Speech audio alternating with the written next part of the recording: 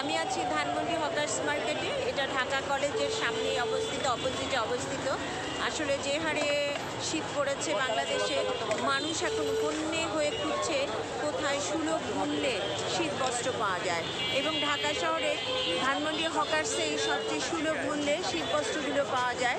অন্যান্য মার্কেটে এক একটি শীতের কাপড় যেখানে 1000 টাকা দাম, এখানে সেগুলো 300 থেকে 400 টাকায় পাওয়া যাচ্ছে। আসলে স্বল্প আয়ের মানুষেরা সবাই ছুটছে ধানমন্ডি হকার্স মার্কেটে। শুধু স্বল্প আয়ের বললে ভুল হবে, এখানে সব শ্রেণীর মানুষই আসলে শীত বস্ত্র কেনার জন্য ছুটে আসছে। জানি না বাংলাদেশে এত শীত পড়ছে কিনা, প্রচণ্ড শীত পড়ছে। তাহলে ভাবুন একবার, যারা রাস্তার শিশু, যারা পথ শিশু, যাদের রাস্তায় থাকে, যাদের শীতের কাপড় কেনার মতো সামর্থ্য নাই, তারা কিভাবে বেঁচে আছে। আসুন আমরা সবাই মিলে নিজ নিজ জায়গা থেকে, নিজ নিজ অবস্থান থেকে পথ শিশুদের কিংবা যাদের শীত বস্ত্র নাই তাদেরকে আমরা শীতের কাপড় দিয়ে সাহায্য করি। কারণ মানুষই তো মানুষের জন্য কাঁদবে, মানুষই তো মানুষকে সাহায্য করবে।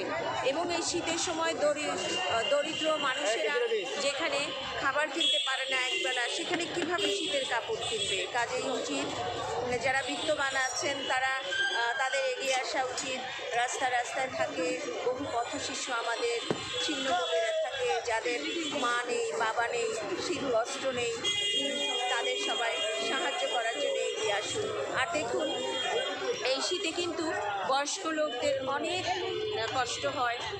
অনেক বয়স্ক লোক আছে যারা অনেক ধরনের অসুস্থ, ঠিকভাবে বলতেও পারে না কথা। কাজেই তাদের দিকে বিশেষভাবে নজর দিতে হবে। পরিবারে যারা আছেন তারা বৃদ্ধ মা বাবার প্রতি যত্ন নেবেন।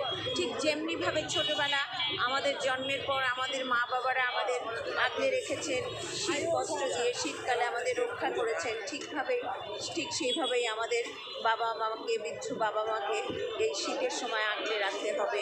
এবং খুব খেয়াল রাখতে হবে এই শীতে যেন মানুষ অতিরিক্ত ঠান্ডায় নিউমোনিয়া হয়ে যাচ্ছে, যার ফলে গরম পানি খেতে হবে আদা পানি দিয়ে, এবং সেই ধরনের খাবার খেতে হবে, পরিষ্কার পরিচ্ছন্ন থাকতে হবে। শীতে কিন্তু গোসল না করলে আরও বেশি শীত লাগে, কাজেই গোসল করতে হবে, গরম পানিতে গোসল করতে হবে। এবং শিশুদের প্রতি বিশেষভাবে নজর দিতে হবে, কারণ এই শীতেই কিন্তু ছোট শিশুদের বিভিন্ন ধরনের নিউমোনিয়ায় বেশি মারা যায়, এবং গ্রামেগঞ্জে বেশি দেখা যায়। কেননা গ্রামে অনেক শীত পড়েছে এবার, এবং শুধু গ্রামে না, ঢাকা শহরেও আমরা আসলে ঘর থেকে বের হতেই ভয় পাই যে এত ঠান্ডা কিভাবে বাইরে যাব। যেমন আমি দাঁড়িয়ে আছি খোলা আকাশের নিচে, আমার মাথা অনেক মনে হচ্ছে ঠান্ডা হিম হয়ে যাচ্ছে মাথাটা। কাজে এত শীত পড়েছে, জানি না বাংলাদেশের ওয়েদার দিনের পর দিন চেঞ্জ হচ্ছে, যার ফলে হয়তো এই ঘটনাগুলো ঘটছে।